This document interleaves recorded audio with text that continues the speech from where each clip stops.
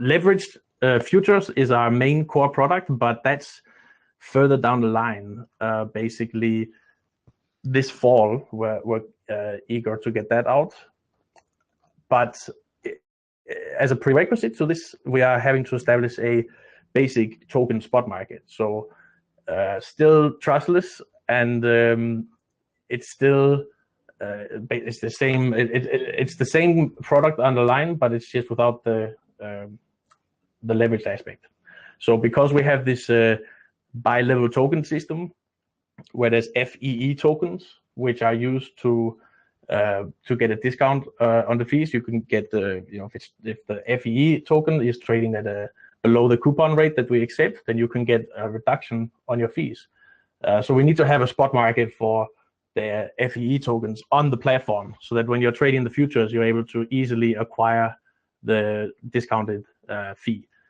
And then the Lev stakers, the people who have the primary tokens that are staking, they're also able to get proper distributions and have a proper market for the FEE tokens that are part of the ecosystem for Leverj. So part of what we're doing, we have already a great team of developers that are producing the smart contract code and some of the centralized engine code of the backend. But we also have a great designer that we've been working with in order to establish a good visualization of what Leverj platform is going to look like. And in this phase one, which is the ERC20 spot market, we have developed this mock-up that shows exactly what sort of UI and UX you can expect in 2 to 3 months once we have released this. And so here it is. You should be able to see it on the screen. And I'm just going to talk broadly about the layout, and then we're going to go into each of the individual panels in order to sort of describe why we did things the way we did and why certain features are there, and sort of motivate the choices that we made in this design. So as traders, I mean, I have over 10 years experience trading, and as a team, we have decades of experience trading. So we really used our history to learn from other platforms that we have used in the past, and basically apply the lessons to make sure that the users are having a much better experience. So the chart, for example, is central to the platform. That's the, if you're trading the certain token, it should be front and center what the price history has been, and there should be some basic technical analysis indicators that can be layered on there. Then we have the order book and the recent trades right next to the chart. So everything that you see taken away on the chart is actually a reflection of the order book, which is the liquidity that's available. And the recent trades, which is every time there's a fill in the order book, it's going to print here. And by the way, all of this, of course, is going to be streaming WebSocket data. So you're not going to have any kind of like sticky, annoying breaks in the flow of the updates. You're going to have nice streaming WebSocket data. And then up here we have the token asset panel, which basically right now in this mockup we have Lev token selected, but you can jump over to EOS or you can jump over to OMG, and it's just a click away that you jump over, and suddenly you have access to the order book of a different token and all the order panel to execute trades on it. And that was one of the main concepts really that we, one of the main principles rather that we wanted to hold to, was that everything should be just, all the critical functionality should be just a click away. So one of the most annoying experiences I've had, at least on past platforms, is that you have to sometimes dig around into different pages and layers on the side, which is super annoying. Like one particular, not to pick on them, but I've got some good friends that work at Kraken, and I've always appreciated their role in crypto over the years, but their platform is a great example of what not to do when it comes to designing a trading UI. So you have to dig through all kinds of weird tabs on their screen and everything, but here it's one click away. Everything is just, you want to jump into see the managing the orders. It's just click one tab away. So basically everything that you need in terms of even depositing. Let's move on down to just a second here. So if you want to manage your funds, it's just one click away to get this drop-down menu, and suddenly you're able to deposit, withdraw, and manage all your balances right there. So it's not there's no annoyance with having to dig around, and there's no because this is login list, there's no email signups, there's no anything like that. You're just generating your private key, generating a zero knowledge API key, and then trading through that. So there's no hassle. Everything's nice and flowing. So let's talk in more detail about some of these different panels.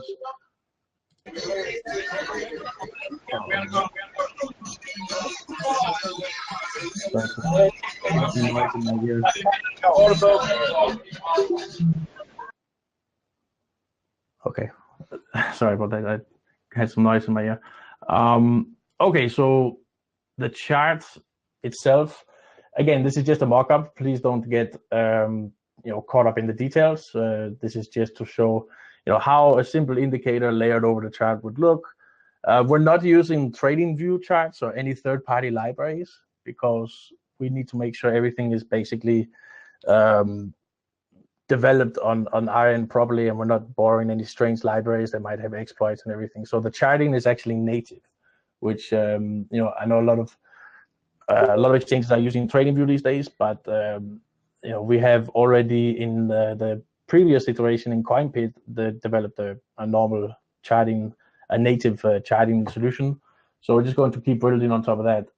And there's going to be, we'll start off slow with some simple indicators, but depending on the desires of the traders, maybe we'll add some more advanced indicators, some of the stuff that you see on TradingView and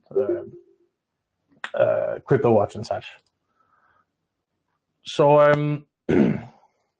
far as the token asset panel, we want to make sure that when we designed this panel, we want to make sure that there was enough room for scaling to many tokens. And by the way, don't read in too much to the selection of the tokens here. These are just examples for the mock-up. It's not because we are going to list necessarily any of these tokens. The two that we know for sure are going to be listed are Lev and FEE. And so the idea is that in this panel you can sort by volume, by the change over the past 24 hours, and really easily navigate between all of the different tokens that are available on the exchange. And this is just to get a nice proper overview.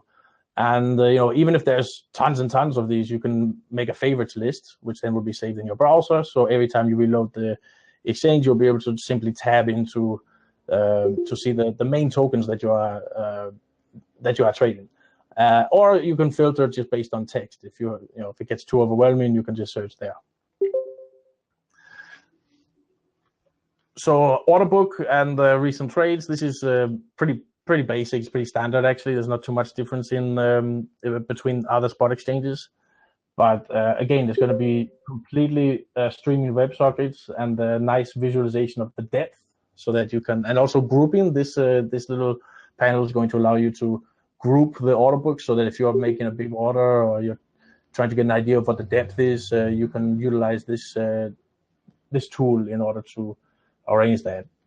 And again, recent trades, that's pretty standard. It's just printing off the executions that are occurring in the book. But this order book is it's important to remember that this what we are building is not fully on-chain DEX. So you're not, when you're creating these orders, when you are managing your different fields and orders and stuff, you don't actually have to pay to create or cancel. You don't have to wait forever. It's just like a centralized exchange, but you are maintaining the custody over your funds. So in terms of the UX, it's going to be just like as if you were on, say, Poloniex or Binance or something like that. So the next part is the order entry panel, and here it's simple. It's simply just the buy and sell panel. We talked about whether or not we wanted to have a single button for execution and using a tab to jump between buy and sell. But currently, and again, this is all, we're really looking forward to feedback from everybody to see if there's any ideas that maybe we overlooked. But the idea is to make it simple, because it's simple to buy and sell right away, and to see the balances there, and not have to consider, do I need to adjust this to a buy status, or did I accidentally click the button when I meant to sell, but it actually bought? Here it's pretty clear. The big green button that says buy, you're going to be buying the token, and sell is obviously sell. So it'll be harder to mix these things up. And we're going to have, instead of, we're not going to have just simple market orders. There's also going to be, of course, limit and market orders, but also stop orders, which allow you to manage, if you've bought, let's say, 1,000 OMG tokens, and you want to set a stop loss in case the market moves against you. It'll give you the ability to, pretty easily set the triggers. Oh, I'm getting some noise in my ear again.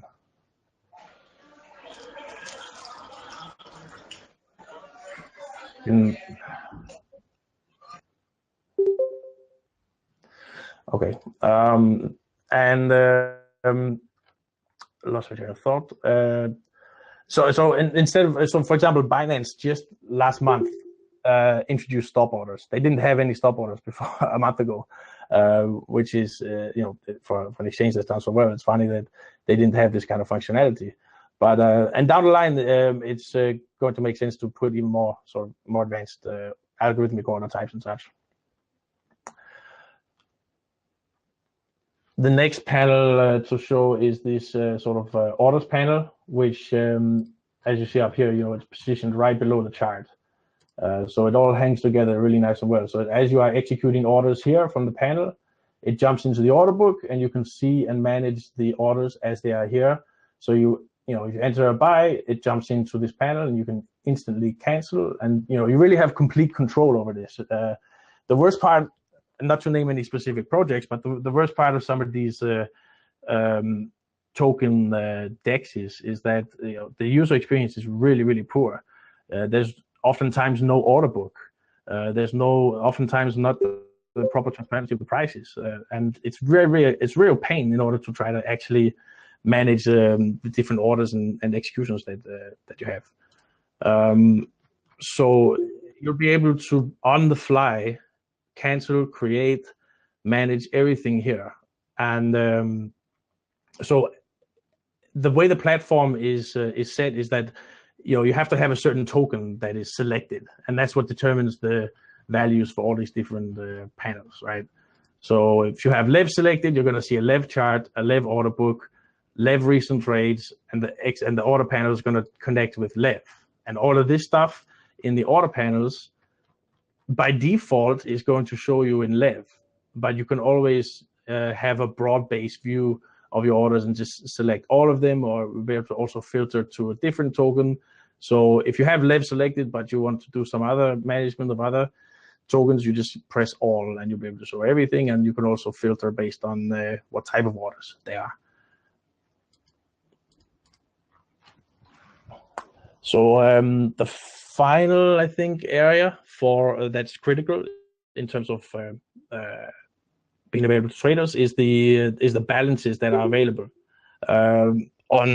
in your account. So once you have this account loaded, you have a certain amount of ETH, and you have a certain amount of FEE tokens, because remember, you're going to be able to pay for your trading fees. All the trading fees are based in Ether, and so these FEE tokens are coupons that are good for paying for these Ether fees in the executions that you are making. So in this panel, though, in this little drop down, you have all the balances available. You can easily jump around between depositing and withdrawing, and similar to the token asset panel, you can filter, you can favorite some, and make sure that you're only showing favorites. And yeah, it's just to give you a nice proper overview of everything. And the final thing to show, I think, is this brief little mobile mock-up. So the idea is to make the app hybrid. So this is what it's going to look like in desktop format, and then these different components will be layered and adjusted slightly. So you're going to be able to basically have the similar feel and look. So you'll have the chart right here, and you can execute, and then you can slide out to select the different token assets, and you can check out the Autobook as well. And so this, more and more people are trading on mobile. These smartphones are crazy powerful, and it's going to be critical to make sure that there's a proper mobile solution as well. So not just a desktop platform. And so one final note is just, so all of this is just token spot on the platform, but the core of what we're building is for decentralized futures, and futures have completely different characteristics. In futures, you're going to have this concept of open positions, and you're going to have margin management, and you're going to have much more complex order entry.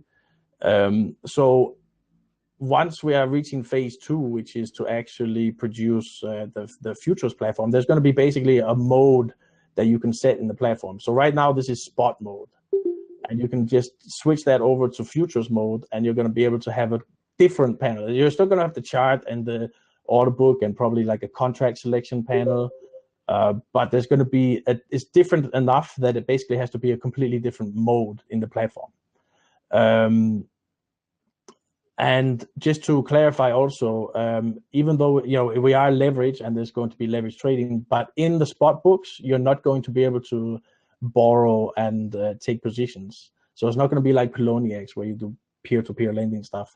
That's much more difficult to facilitate in a trustless manner, and that's something that we'll explore more down the line. But what we do know is the counterparty derivatives margining and how that can be designed and implemented. So I think the more and more people understand the power of futures contracts and how that can be used to manage the risk, whether it's for dollars or whether it's for ERC20 tokens, if they want to go long or short, say OMG versus ETH, you can take leveraged long and short positions in the contracts, and it makes it much easier then to utilize the leverage rather than being at the mercy of whatever the liquidity is in the book for margin trading in the spot. So one final thing I want to show is, because a lot of people actually don't like the dark theme, but if you're a trader and you're staring at the screen all the time, you kind of have to have a dark theme, or else your eyes get completely wrecked. So this is a white mock-up of the platform, so you can get sort of an idea of what it will look like when you'll be able to just adjust the dark mode, light mode, maybe even like somewhere in between. If this white is a little too much, maybe something something in the middle. But this is a little view into how it would look in a light mode, and even tablet. So tablet, the resolution is it's not going to be like mobile, but you get a little more space, so you can have almost the same layout as desktop. So it's going to be accessible through all these different resolutions. So that is what I have for showing the rationale behind the different decisions we took in designing this. So I'm going to look in the chat now and see if there's holding the questions. So so now is a good time to have questions or any feedback or anything. I'll be happy to clarify or expand on any sort of questions or areas that people have. Hi, this is Peter. Can you hear me? Yes, Peter, I can hear you. Yeah, how are you? Fine. Doing fine, thanks. Thanks for the nice presentation. Looks quite good. A quick question from my side is that I see some technical analysis parts already part of the delivery. First of all, is that part already for the in the first phase that will be delivered? And the second question actually related to which TAs will be delivered, or what's the roadmap of the TAs that will be delivered? That's a great question, Peter. So we want to start with the basic indicators first. So like, Stochh, RSI, MACD, basic moving averages, simple exponential moving averages. So we'll start with the basic stuff that, and we're not sure yet, depending on how the development goes, whether or not it's going to ship out on the spot side of things, or whether we're going to wait until phase 2 with the futures. It really depends on how the development goes with everything else, because we want to prioritize the engine and the decentralized custody of the funds before these sort of nice to have rather than need to have features like technical analysis indicators. But as a trader, I definitely understand the need to have these tools as part of the platform. So it's certainly in the pipeline. It's just difficult to set an exact time, or it's not the highest priority. Let's put it that way. Okay, yeah. Because you also mentioned that the TradingView integration won't be part of it, so it will be hard then to do some technical analysis, right? So. Right, that's true, and we could, if there was sufficient demand, it's really just a matter of spinning up the TradingView library and connecting the data streams into that. It's actually, from a development point of view, and maybe Bharath or Neymar can correct me, but from a development point of view, it's actually not that complex. Once you get the streaming WebSocket data and storing it properly in the TradingView library, it's not that difficult. So if it becomes something that you guys really, really need and want, we can put something together on the side. But in terms of the platform itself, we wanted to avoid that, because TradingView is great as a tool, it's very powerful, but it has a tendency to be a bit memory leaky. Like, I don't know if you've noticed when you're on BitMEX or Bitfinex, which both use TradingView, sometimes it gets a little bit laggy, and partially it's because of TradingView library having some memory leaks. So in addition to potential, security issues, it's just easier for us to use native for this purpose. Yeah, clear. Yep, thanks. Sure. I saw a question typed in there. Will the mobile version be a native app or a mobile responsive version of the Leverj platform site? I can't say for sure. Either Bharath or Neymar maybe should chime in on this, but my understanding is that doing it as a hybrid, where you essentially make it so that it's responsive to the different resolutions. So it detects whether you're on mobile and then presents it differently, and then wrapping that into, so it's basically like a native app, so you can load it as if it's a native app, but it will be accessible in both ways. But the mobile app is definitely a high priority. But the specifics I can't say anything on. Maybe Namal wants to say on it. Yeah, so to start with, we'll go with the responsive, and if we find that it's not as performant, we can have a look at native application. But to start with, that will be a responsive web app. Okay, I hope that answers the gentleman's question. And the next one is from Jared. I like the advanced order types in Bitfinex, like scaled orders. Will you introduce features like this? Yes, absolutely. This is another one, just like the technical analysis indicators. It's not the highest priority. We want to make sure we get the first offering is going to be, fully featured in the sense of order management and the critical stuff. But technical analysis indicators and really advanced order types like scaling or iceberg and this kind of stuff, they're more nice to have. So where there's not going to be necessarily in the first offering, but certainly this is I also like to use these advanced order types when I'm managing my trades. So it's certainly something that after the first offering we're going to be layering these kind of features on top afterwards. Okay, the next question from Lipo. Is the trading engine based on commercial product, or is it a custom engine Leverj has developed? So, and I'll say what I am aware of, and Bharath or Neymar can correct me if I'm wrong, but they Bharath and Nimal built this engine from the ground up, so it's a totally custom job. The engine, the matching and the engine stuff was already built on CoinPit, so it basically requires a modification of this existing system that was built on CoinPit in order to fit it to Leverj, in this, at least on the centralized part. And that's the beauty of hybrid, is that you can reuse the centralized code, and you just have to sort of jam in the trustless custody aspects of it on top.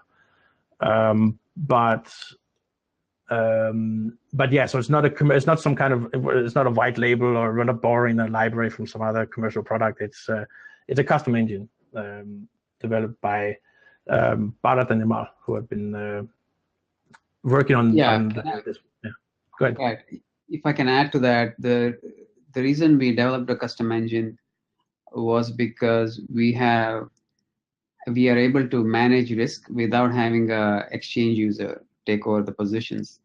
So this is also what enables us to do decentralized, non-custodial leveraged platform, and that requires the ability to manage risk, without having an exchange user. It's worked very well.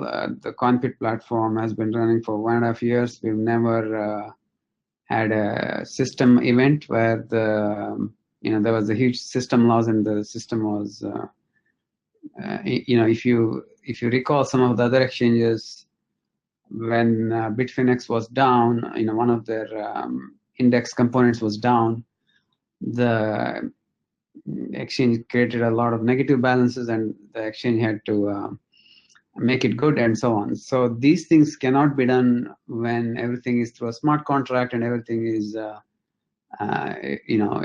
so it's, so this requires precise measurement of risk, and that is why we created our own engine.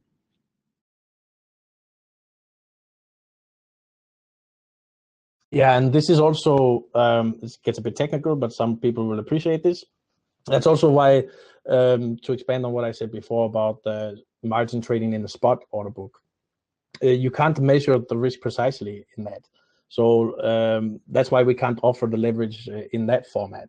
Because if you take a large long position, let's say in OMG, you borrow a bunch of OMG from a peer-to-peer guy, you borrow a bunch of ETH and buy a bunch of OMG with this.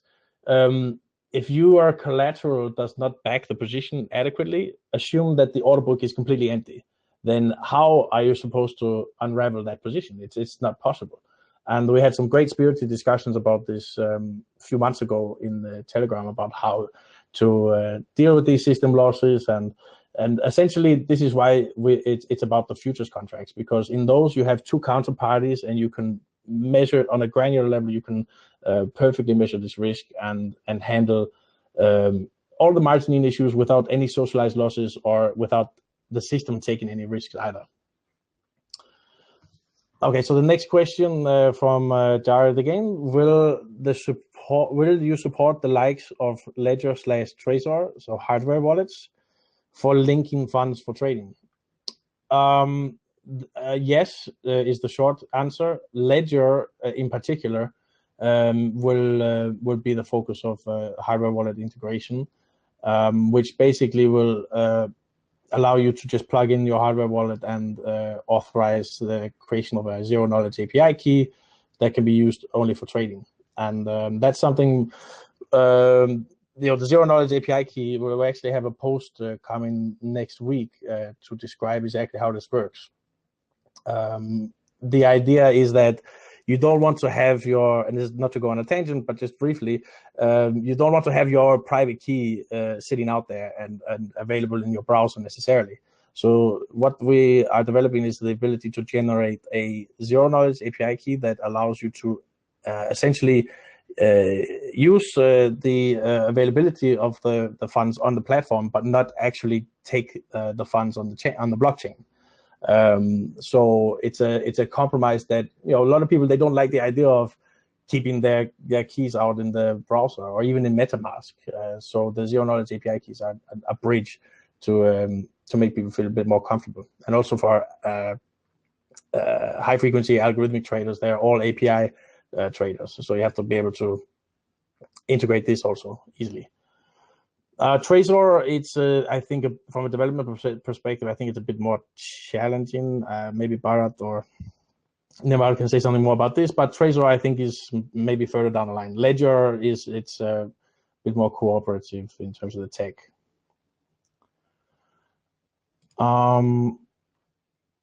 Okay, so Siddhartha has a question about the fees. What are the basic fees, and how much FEE has to be held to give a certain reduction in fees? So let's go here to help explain how exactly the FEE tokens work. So when you have a balance of FEE, these will always the exchange will always accept them at a rate of 1 FEE equal to 0.0001 ETH. And there's going to be an order book for FEE versus ETH, where it's a free market where people can buy and sell the fee tokens for whatever price they want.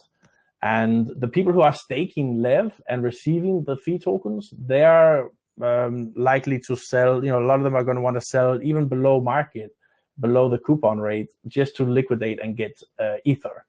So when the order book is trading below the coupon rate, you're going to be able to buy FEE, hold it into your balance, and then choose to use these fee tokens to pay for the fees that you are charged when you are executing orders. So let's say that the fee tokens are trading at a 20% discount in the market, because there's a bunch of people that are staking Lev, and they don't necessarily want to use the FEE, and so they want to just sell and get Ether. Then you can basically jump over to the ETH order book, buy 0.01 ETH worth of the FEE, and then go into a different order book and start trading and pay for the fees in that trading with the FEE tokens you have received. As far as what the fee rate in percentage is going to be at the start, this isn't something we have set in stone just yet, but it's going to be certainly competitive in terms of the market rate. So probably somewhere in the neighborhood of 0.2%, and we're probably going to have a maker-taker difference to incentivize people to put orders into the order book. But we're flexible on that. We really want to get your feedback on what you guys think is appropriate, and obviously, if the numbers add up properly in terms of the exchange, then we can entertain dropping the rate, etc. But there has to be a fee that we charge that's a healthy fee, because then it incentivizes people to get a discount on that fee by buying this secondary token, the FEE token, which we anticipate will be trading at a slight discount to the coupon that is received.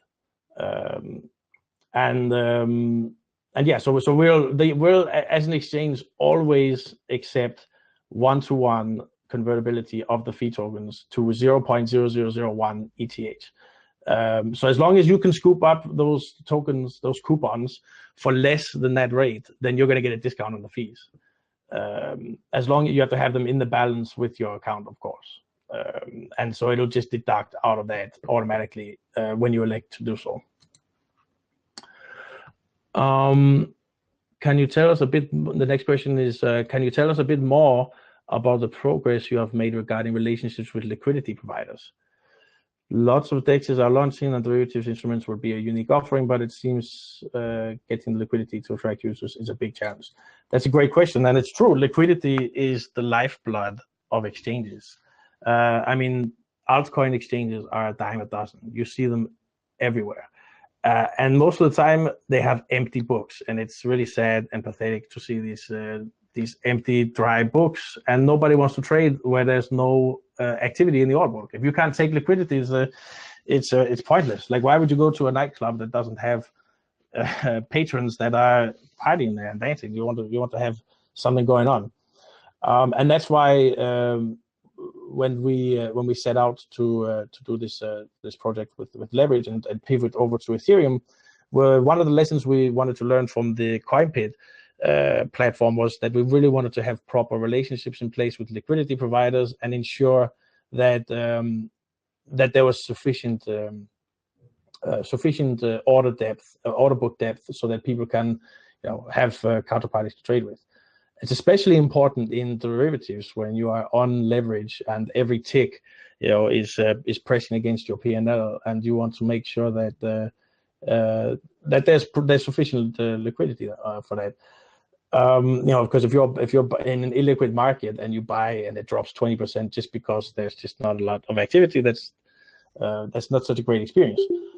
So I can't talk specifics about any negotiations we are currently having. I can say, and maybe Bharath can speak more to this as CEO. Yeah, but go ahead, Bharath. So the moment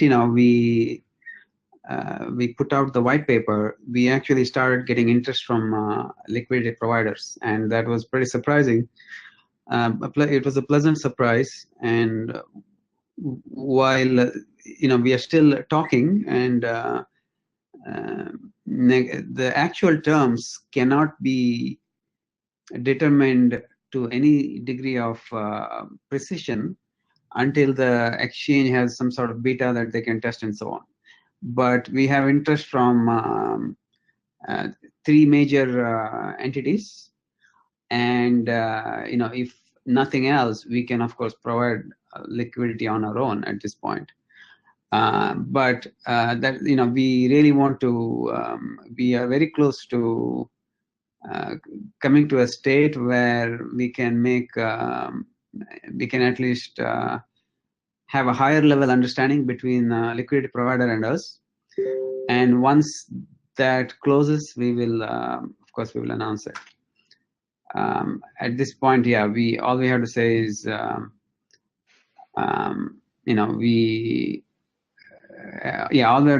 the information we are free to give is that there is interest from multiple liquidity providers, and the reason is that we are the only DEX where the liquidity providers will not go bankrupt. And the reason for this is that there is an actual physical limit. There's a time limit by which the orders need to be updated when the market moves, and that is approximately 100 milliseconds. Ideally, it should be in microseconds. But if it's anything over 100 milliseconds, then the liquidity providers won't use that DEX at all. It will just be they will just bleed money very, very rapidly. So we are not concerned with other DEXs at all. None of them will get the kind of interest from liquidity providers that we do, and liquidity providers are actually more interested in our platform than many centralized exchanges, because there's the added benefit of provable safety. So as we get closer, as there's something on testnet, they can play around. I think we will have a lot more. We'll come closer to an actual specific numbers with the liquidity provider. So I think so my question is really Peter again. So I can understand from an NDA perspective, it's not something you of course can discuss at the moment, but would be interesting to know if this will be part of which phase of the delivery. And actually, I want to have the question a little bit in a broader way, where the question maybe is, what's the way of delivering actually? Will it be completely like a phase 1, phase 2, etc., as you mentioned before, or will there be intermediate sprints, for instance, where we see deliveries after the first phase? Is this for features or like what exactly? Yeah, so the question was now related to the first question was related to the liquidity partners. But this actually want to make it a little bit broader, where I'm saying actually the way of delivering, how it will be after phase 1 will be the delivery. So we will be like an agile approach. It will be like a phased approach where we let me answer the question. So For at least for Leverj tokens, we have sufficient. There's sufficient interest from liquidity providers to purchase enough of the Leverj, and and they have sufficient ETH that they can provide liquidity on the Leverj tokens. And what happens is when we list another token, we would need to make sure that there is someone who is willing to provide liquidity for that, and that means they, either they took part in the pre-sale and they have a huge amount of tokens, or they believe that that instrument can generate enough profit that they're willing to make that investment. And a lot of these will be case by case. And what we would like to avoid is just to say, hey, let's just list this token. It looks good, and then the books are empty. That I think is not a good path to go. What we want to do is make sure that our exchange is the premium exchange, and if a token is listed on our exchange, then there are certain expectations that would be part of the listing. It would be, it would have liquid books. When traders trade on this platform, there would be little or no slippage. Stops would work as expected, and so on. So we want to make sure that all of those pieces are in place, and this means working together with the people who create the project that has issued the token, and the liquidity provider, and ourselves, and ensuring that making sure that it works properly on testnet, and everything, all the parameters are met before we do the listing. So the idea is, yes, the difference between listing a token and listing a futures is that with tokens, every token would need its own liquidity provider. Whereas with futures, since everything is denominated in Ether, the same liquidity provider can sort of do it with on multiple products. So as maybe in the future sessions, we'll have more information. At this moment, we have essentially told you all we can without violating any NDAs. Yep, thanks a lot.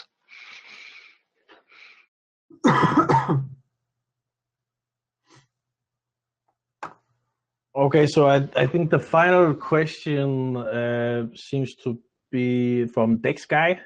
He's asking, are there any plans to list Leverj on more exchanges prior to the platform launch? Is the plan to have Leverj/V tradable only on Leverj? Well, let me answer in reverse order. No, it's not the plan to only have Leverj tradable on Leverj. I mean, it's already trading on OKX and other exchanges. So, and as far as the FEE token, that is, it's fine if it trades on other exchanges, but we really want to concentrate that liquidity on our own platform, because a lot of the demand, most of the demand for the FEE token is going to come from people actually using the platform, and people who want to, they're buying, if you're someone that is eating lots of burgers and you're eating burgers all the time, every single day you're buying burgers, and someone is willing to sell you coupons to sell the burgers for 20% less, you're going to rationally want to get those tokens, those coupons rather, for 20% less, because you're going to eat burgers anyway. So if someone's trading on our platform and they're going to be paying these fees in Ether, they may as well get a coupon to get a discount. And so there's a hefty, most of the demand is going to come from that. So but then again, because these are decentralized tokens on Ethereum, then anybody can list all of this is a token address for FEE, so anybody can list them on Ether Delta or wherever, or maybe not Ether Delta these days now that it's sort of changed. But so we're going to, the lion's share of the FEE token liquidity at least is going to be with Leverj, but surely there's going to be interest to trade it on other exchanges as well. Okay, I think that covers all of the questions. Bharath, did you want to close it out? Yeah, thank you everyone. We hope to have this session once every 2 weeks or so. We'll figure out the exact cadence depending on the speed of development. And you guys are all in the Telegram. You had a look at the screenshots, and as you know, in future sessions we will have the development versions of the app themselves. And you know, it may not all be working, but we want early feedback and participation, and you know, even testing as we get further down the road.